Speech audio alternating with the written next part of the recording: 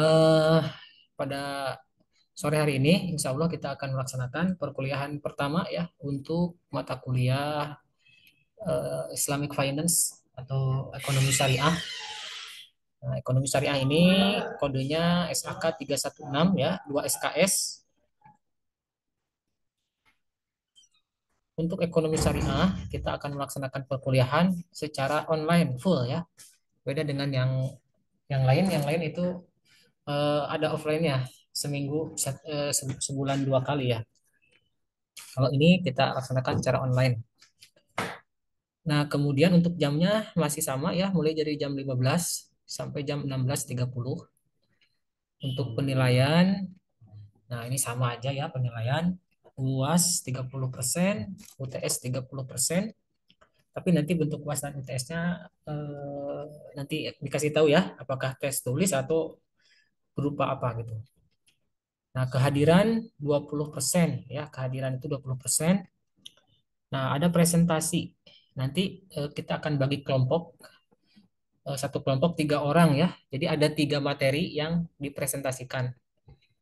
Tapi materinya, bukunya saya kasih nanti ya. Jadi teman-teman yang nanti sama topiknya, nanti nanti saya bagi kelompok, satu kelompok 3 orang. Berarti jadi berapa orang ya? Ini ada berapa orang sekarang? Siti Zahrani ada berapa orang di kampus Siden 9? Dari kampus DN9 ada 6, Ustadz. Ada 6. Berarti totalnya berapa berarti?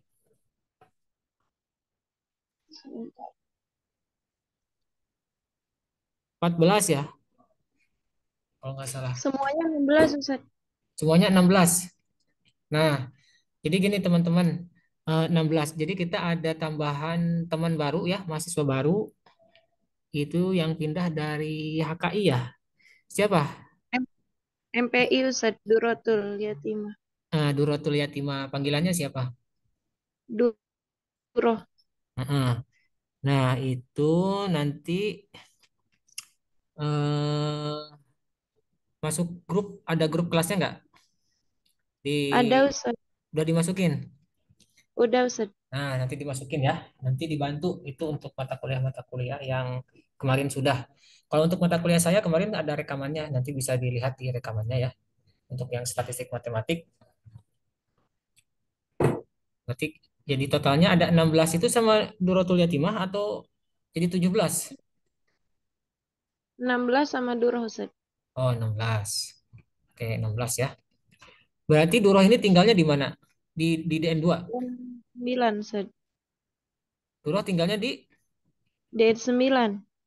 oh DN9. Oh ya udah berarti kalau DN9 aman ya. Nanti kuliah offline-nya ikut. Nah, sekarang jadi nih kontrak kuliah kita seperti ini. Nanti ada presentasi berarti kalau 15 orang ya, hitung aja 15 dibagi 3, 5 kelompok berarti. Ada 5 kelompok. Nanti materi per kelompoknya saya kasih bahannya atau bukunya. Nanti ada bahasa Indonesia dan bahasa Inggris ya untuk matematik apa ekonomi syariah ini. Nanti teman-teman bisa pakai itu pas pada saat presentasi. Gimana ini siap presentasi? Insya Siap ya. Allah, Pak. Nah, ini kan dikasih materinya, bahannya. Kalian harus belajar ya. Jadi materi presentasi itu sebenarnya nggak harus banyak-banyak. Presentasi itu kan PowerPoint, itu poin-poinnya aja. Tapi kalian harus memahami isi dari poin-poinnya itu dijelaskan ya. Jangan sampai presentasi itu kayak makalah gitu, semua di copy paste ke slide. Nah, itu tidak baik. Jadi bagusnya poin-poinnya aja, penjelasannya dijelaskan sendiri gitu. Itu yang bagus seperti itu.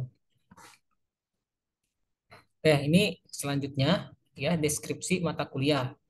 Mata kuliah Islamic Finance ini apa saja yang dibahas ya? Sebenarnya mata kuliah ini membahas konsep-konsep dasar ekonomi Islam atau Islamic Finance atau ekonomi syariah yang meliputi prinsip dasar ekonomi Islam dan perbedaannya dengan sistem ekonomi kapitalis. Nanti ada perbedaannya apa, prinsip dasarnya apa, perbedaan dengan sistem ekonomi kapitalis seperti apa. Nah, kenapa di aktuaria kok ada mata kuliah ekonomi syariah ya? Nah, itu karena Di depan nanti itu ada mata kuliah matematika keuangan syariah. Ya. Matematika keuangan syariah itu bahasannya apa? Matematika keuangan syariah itu bahasannya adalah satu, perbankan syariah, ya, perbankan syariah. Kemudian yang kedua asuransi syariah, ya, dan yang ketiga adalah pasar modal syariah. Nah, jadi kita di Darun Najah ini aktuarianya punya ciri khas yang bidang peminatannya adalah bidang syariah. Sebentar. Jaringannya ini.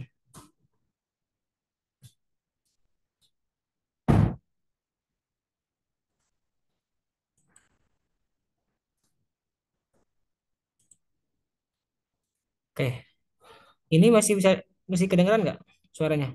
Masih, Pak. Oke, masih ya. Kita lanjutkan. Tadi kita sampai mana tadi? Oh, tadi kenapa ada mata kuliah itu ya? Karena di depan nanti ada mata kuliah inti dari prodi aktuaria yang berbasis syariah. Meskipun di kita yang konvensional juga dipelajari. Nanti ada matematika finansial yang saya ajar itu matematika konvensional ya. Nah, tapi itu nggak apa-apa, kita belajar semuanya. Nah, di sini yang kita pelajari adalah di sini tentunya yang pertama tentang tadi prinsip dasar atau sumber hukum apa sih yang menjadi landasan dari ekonomi syariah ini. Kemudian tadi perbedaan dengan sistem ekonomi kapitalis ya. Nah, terus ada juga akad-akad penting ya di dalam ekonomi syariah yang nantinya dipakai dalam transaksi di perbankan syariah atau di asuransi syariah, transaksinya seperti apa, itu dasarnya kita pelajari di mata kuliah ini. Nah, sementara pemodelannya ya secara matematis kita akan pelajari di semester depan. Ya, seperti itu. Sini ada akad musarokah, mudorobah, murobahah, ijaroh, salam, dan istisna. Istisna pakai sod ini harusnya. Ya, kalau pakai sin kan istisna itu pengecualian ya. Ini pakai hak istisna. Selain itu, mata kuliah ini juga membahas konsep dasar, nah, perbankan syariah, asuransi syariah, dan pasar modal syariah. Oke, itu. Nah, ini materinya ada berapa ini? T1, 2, 3, 4, 5, 6, 7, 8, 9, 9. 9 ya, ada 9, berarti yang 5 materi itu nanti dipresentasikan. Berarti yang 3 materi saya yang menyampaikan berarti ya. Nah, nanti materi-materi ini ada di buku-bukunya saya share. Nah, untuk 3 materi pertama atau 4 materi ya, 4 materi pertama saya menyampaikan, teman-teman menyampaikan di yang berikutnya. Sampai sini ada yang ditanyakan dulu?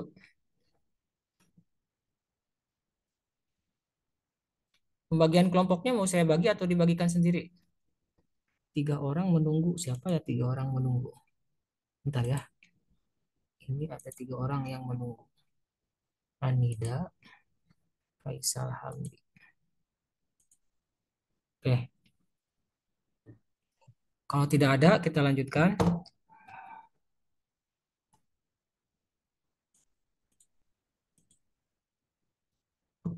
Nah, yang pertama kita akan pelajari secara dasar dulu ya. Ini hari ini sedikit aja materinya. Eh, yang pertama itu secara etimologis ya ekonomi syariah. Kita pelajari dulu kata ekonomi. Nah, ini kan secara bahasa itu berasal dari bahasa Yunani ya sebenarnya, yaitu oikos dan nomos. Nah, ini artinya peraturan rumah tangga. Nah, dalam Islam, ekonomi itu bahasanya adalah al-iqtisadiyah, al-iqtisad. Nah, al-iqtisad ini bentuknya bentuk apa? Coba. Masdar kan ya?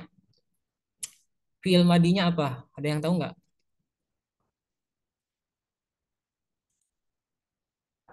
Abdul Qadir. Kosoda, Pak. Ya, apa tadi? Kosoda. Ya, kosoda itu kan mujarodnya. Mujarodnya ya. Ini bukan mujarod. Nah, ini. Kosoda tadi betul ya kata dasarnya. Ini kan sulasi mazid. Iqtisodun.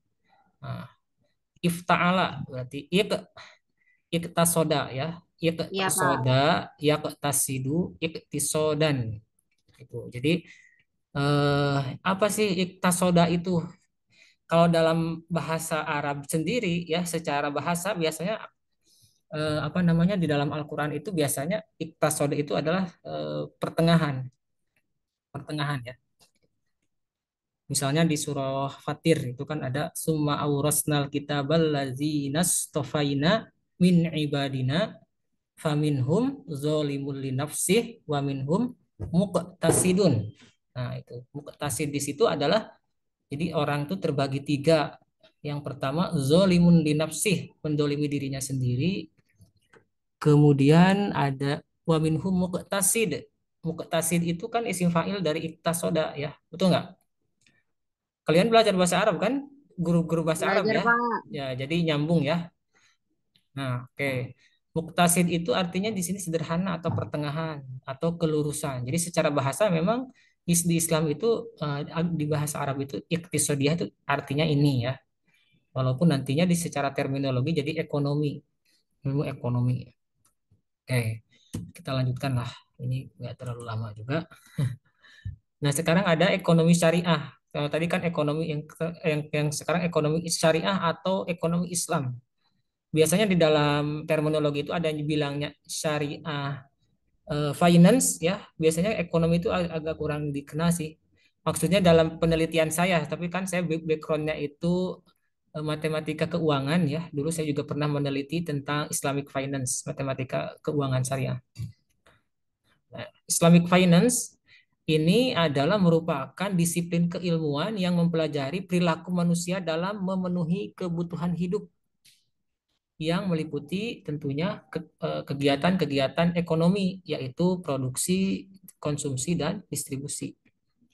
Tapi cirinya yang di sini berdasarkan pada ajaran syariah, berdasar pada ajaran Islam. Ya, jadi tidak bertentangan dengan ajaran Islam. Nah, lebih ininya apa sih namanya? Lebih detailnya sebenarnya berpedoman kepada fikih muamalah ya. Fikih, kalau fikihnya fikih muamalah. Nah, fikih itu kan ada beberapa macam ya. Ada babnya itu ada kitabut toharoh. Nah, kalau belajar kitab fikih, belajar tentang tata cara bersuci, kitabus sholat, tata cara sholat, kitabul zakat, tata cara zakat, kitabus saum, ada kitabul buyu tentang jual beli. Nah, akad.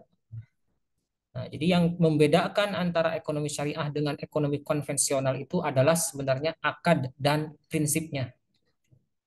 Nah, misalnya saya sering memberikan contoh, kalau misalnya kita makan ayam, itu antara ayam yang disembelih secara halal dengan yang tidak kan rasanya sama, betul nggak? Rasanya sama kalau nggak tahu mah ya. Tapi itu kan secara yang membedakan apa? Prosesnya, akadnya itu yang berbeda di situ. Nanti kita lihat akadnya seperti apa, sehingga diperbolehkan mana yang boleh, mana yang tidak boleh. Nah, sekarang ini nih materi yang akan saya bahas, tapi nggak semuanya ya ini. Sisanya nanti pekan depan aja. Yang pertama adalah sumber hukum ekonomi Islam. Apa sih ya, pijakan dari ekonomi Islam itu? Ini ada dua ya. Yang pertama itu dalil nakli. Secara nakal, nakal itu artinya kutipan atau ya di sini Al-Quran dan hadis atau sunnah. Yang kedua adalah dalil akli. Nah, kalau dalil akli itu kan ada banyak ya. Bisa ijma, ada qiyas, ada istihsan, ada istishab, ada maslahah mursalah, ada sadduz zari'ah, dan ada urf. Ini kaitannya dengan ilmu usul fikih ya. Belajar ilmu usul fikih nggak di pondok? Sebentar, ini ada Belajar. Belajar, Pak. yang masuk siapa ini? Yang belum ke admit, udah ya semua. Oke, belajar. Nah, nanti akan ada ini. Apa itu ijma atau apa itu qiyas ya. Istihsan, istishab, maslahah mursalah, sadduz zari'ah, dan urf. Nah, jadi tidak hanya Al-Quran dan hadis ya. Tidak hanya Al-Quran dan hadis sumber hukum itu. Karena kan di Al-Qur'annya kan mengatakan wa ati Allah ya ayyuhallazina amanu ati Allah wa ati rasula wa ulil amri minkum fa in tanaza'tum fi syai'in farudduhu ila Allahi wa rasulih. Jadi tidak hanya apa namanya Al-Quran, atiullah wa atiur rasul itu Al-Quran dan hadis. Wa ulil amri minkum itu adalah ijma. Nah, fa in tanaza'tum fi syai'in apabila bertentangan dalam sesuatu farudduhu ilallah. Itu kias sebenarnya ya, kembalikan kepada Allah. Artinya ada apa namanya? Kias itu kan analogi ya. Kalau ijma itu konsensus, kesepakatan ulama. Oke, kita bahas satu-satu lah ini. Nah, ini yang pertama ya, Al-Qur'an. Sumber hukum yang pertama ekonomi syariah adalah tentunya Al-Qur'an. Karena Al-Quran ini adalah eh, pedoman hidup untuk manusia dari berbagai aspek. Zalikal kitabu la roiba fihi hudal lil muttaqin. Nah, ini kan eh, zalikal kitabu, inilah Alkitab. Nah, di sini tuh kan zalika terjemahnya kenapa pakai ini? Coba, ada yang tahu nggak? Zalika itu kan itu artinya. Ada yang bisa jawab? Zalika artinya apa? Coba. Itu. Ya, tapi diterjemahkannya jadi ini. Itu, Pak. Ya, ini kenapa diterjemahkan jadi ini? Tapi ini diterjemah Kementerian Agama ya. Nah, terjemah Kementerian Agama itu yang menerjemahkan itu ulama. Nah, jadi tidak salah nih sebenarnya. Zalika itu. Al-Quran Hmm. kan seperti bahasa Arab, Pak. Kenapa? Al-Quran, arti Al-Quran kan tidak sama seperti bahasa Arab. Dia punya makna sendiri. Nah, Al-Quran kan bahasa Arab. Ya, bisa sih. Bahasa Al-Quran Quran itu kali, Pak, bahasa maksudnya. Al-Quran. Ya, karena bahasa Al-Quran itu lebih tinggi. Lebih tinggi. Nah, contoh misalnya eh, mobil bahasa Arabnya apa? Saya rotun. Nah, Sayyarotun. Tapi di Al-Quran Sayyarotun itu bukan mobil ya. Misalnya di surah Yusuf, wajaat Sayyarotun fa'arsalu waridahum fa'adladal wahyu. Nah, apakah datang mobil? Kan enggak. Benar enggak? Padahal kan Sayyarotun di situ. Nah, jadi Al-Quran ini harus pakai ilmu menerjemahkannya, memang betul ya. Namanya ilmu ulumul Quran. Quran. Kitabnya apa? Al-Itqan fi ulumil Quran, Al-Burhan fi ulumil Quran. Nah, itu jadi tidak bisa diterjemahkan secara seperti teks yang lain.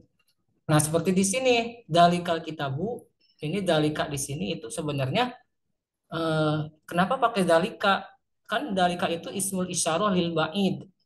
Isim isyarah untuk yang jauh, benar gak? Untuk itu kan yang jauh. Kalau lilil qorib, haza ini untuk menunjukkan tingginya Al-Quran secara kedudukan. Jadi pakai dalika, tapi terjemahnya ini.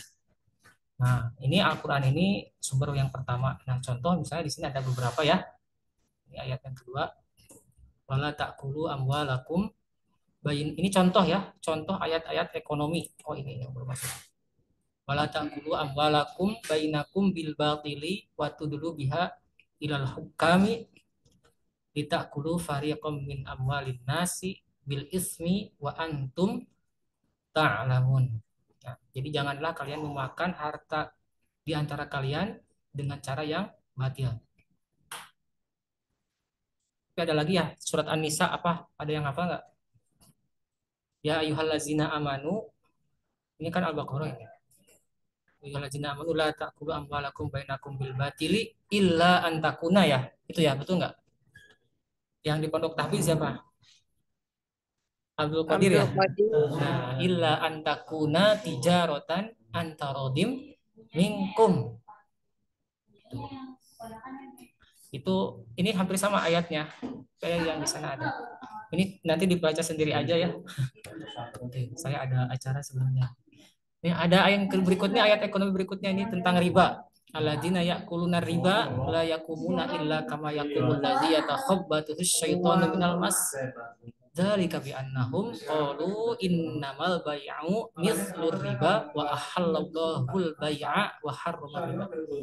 Jadi orang yang memakan riba dia tidak bisa berdiri kecuali berdiri seperti orang yang kesurupan setan. Zalika bi annahum qalu innamal bai'u mislu riba, karena mereka menyamakan antara jual beli dengan riba. Padahal wa ahallallahu al-bai'a wa harrama riba. Dah. Berikutnya, ini ada 3 yang dibahas ya. Al hadis atau sunnah. Hadis itu definisinya ini ma'udifa ila Nabi sallallahu alaihi wasallam min qaulin aw fi'lin aw taqririn aw wasfin. Jadi yang menjadi dasar hukum itu tidak hanya perkataan Rasul ya, tapi perbuatan Rasul atau takririn. Jadi Rasul membiarkan perilaku sahabat. Berarti Rasul tidak melarang, itu takrir ketetapan tawasbin atau perilaku Rasulullah. Dalilnya kenapa kita harus pemegang teguh pada hadis, wa ma atakumur rasulu fakhuzuhu wa ma nahakum anhu fantah. Oke, selanjutnya contoh hadis ekonominya di sini ada salah satu hadis ya, an Abi Hurairah radhiyallahu anhu anna Rasulullah sallallahu alaihi wasallam qala la talaqul jalabu faman talaqahu fashtara minhu fa idza ata sayyiduhu as-suqa fa huwa bil khiyar. Jadi ini larangan memainkan harga. Jadi ada orang yang datang dari kampung terus kita cegat dan kita beli, padahal dengan harga yang tidak sesuai pasar gitu ya.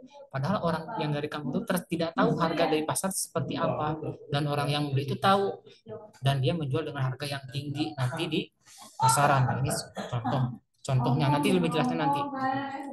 Nah, yang terakhir ya, ijma atau konsensus. Jadi kesepakatan para ulama, kalau tidak ada di Quran dan hadis dikembalikan kepada ulil amri, yaitu ulama, konsensus ulama.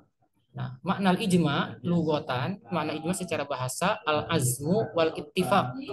Ya, ini artinya kesepakatan, ittifaq. Dalilnya fa'ajmi'u amrakum, maka berkumpullah kalian untuk menyelesaikan urusan kalian. Ai ya'zimuhu wa yuqalu ajma'al qaumu ala kaza. Kelompok orang berkumpul terhadap sesuatu. Ai ittafaqu alaihi, orang bersepakat terhadap sesuatu. Fakulu amrin minal umuri ittafaqat alaihi ta'ifatun fahuwa ijma'un. Segala sesuatu urusan yang disepakati oleh sekelompok orang, maka fahuwa ijma'un, itu ijma'. Fahuwa itlaku ahli lughah. Tapi ijma' ini adalah demikian adalah itlaku ahli lughah, adalah merupakan definisi ahli bahasa. Tapi yang disebut dengan ijma' itu bukan demikian. Ijma' di sini secara usul fikih, wa ma'nahu fil istilahi ittifaqu ulama'il asr, kesepakatan ulama di suatu masa, min ummati Muhammadin sallallahu alaihi wasallam, dari umat Muhammad SAW ba'da wafatihi, setelah wafatnya, ala amrin, terhadap sesuatu, min umuriddin, dari urusan agama. Jadi kesepakatan ulama, yang bersepakat harus ulama ya, bukan orang biasa. Oke? Jadi jangan sampai kesepakatan orang biasa disebut ijma. Makanya kita bisa mengatakan ijma itu kalau di Indonesia sendiri ya, misalnya Majelis Ulama Indonesia kan punya fatwa, atau di Muhammadiyah punya Majelis Tarji, di Nahdlatul Ulama punya lembaga bahsul masail. Itu bisa dikatakan ijma ba'da wafati al-amrin, setelah wafatnya Nabi. Nah, contoh ijma di dalam ekonomi, misalnya apa? Mana contohnya? Kok nggak ada ini? Wah, ini nih salah satunya. Ini slide terakhir ya. Slide-nya sedikit. Nah, ijma itu haramnya bunga bank menurut fatwa Majelis Ulama Indonesia MUI nomor 1 tahun 2004. Meskipun misalnya kalau secara umum itu bunga bank itu ada yang mengharamkan, ada yang enggak ya. Ada beberapa ulama, nanti ada beberapa pendapat di kalangan ulama Mesir juga ada beda pendapat. Tapi kalau di Indonesia sendiri misalnya Majelis Ulama Indonesia memberikan fatwa MUI nomor 1 tahun 2004, di Nahdlatul Ulama juga ada fatwa haram juga ya. Nah, makanya ada solusi adalah bank syariah. Itu bank syariah ini yang akan dipelajari di sini ya. Ada juga reksadana konvensional. Jadi misalnya orang-orang kita pengusaha kecil ingin menyimpan uangnya di reksadana konvensional saham, itu haram menurut ijma ulama di Indonesia ya. Tapi ada kan saham syariah, itu yang boleh. Itu. Oke, sampai sini ada pertanyaan. Ini sampai sini aja, nanti sisanya dilanjutkan ya di pekan depan. Ada pertanyaan dulu nggak? Sebentar, ini yang nggak hadir siapa? Semuanya hadir ya? Ini kan 16 orang ya? Hadir. Oke, hadir semuanya. Oke, gampang ngabisinnya ya. Oke, kalau nggak ada pertanyaan kita tutup aja. Ada pertanyaan nggak? Masa nggak ada pertanyaan? Beneran nggak ada pertanyaan? Oh ya, kalian udah bisa masuk simak kan? Simak, nanti materinya itu downloadnya di simak ya. Udah bisa kan? Materi ini download di simak sama bukunya. Jadi nggak dikirim di WA lagi ya, supaya teman-teman bisa masuk simak itu. Kalau belum bisa, nanti lapor supaya cepat bisa buka Simak simak. itu aplikasi, Pak. Ya bukan yang kalian ngisi KRS itu, Student Desk. Oh iya, iya, Pak. Student Desk bukan simak ya kalau untuk mahasiswa. Student Desk itu bisa ngisi KRS, bisa juga nyari lihat bahan mata kuliah. Ya, nanti misalnya yang mata kuliah ekonomi syariah, buka di situ mata kuliah, cari yang ekonomi syariah, klik linknya. Nanti masuk, nanti di situ saya nanti di situ download aplikasinya ininya, materinya ya. Bisa. Nanti dicoba ya. Yang nggak bisa nanti silakan lapor. Oke, kalau nggak ada pertanyaan, cukupkan sampai di sini saja. Sampai ketemu pekan depan. Nanti saya bagi dan jadi 5 kelompok, berarti satu kelompok 3 orang untuk presentasi 5 materi. Materinya yang ada di buku tadi. Bukunya nanti di-share ya. Baik, Oke, Pak. jelas ya. Oke, terima kasih atas kehadirannya. Sampai bertemu nanti hari Senin ya. Mata kuliah saya Insya Allah offline matematika finansial. Kamisnya online untuk statistik matematik. Oke, terima kasih. Assalamualaikum warahmatullahi wabarakatuh. Waalaikumsalam Waalaikumsalam warahmatullahi warahmatullahi wabarakatuh. wabarakatuh.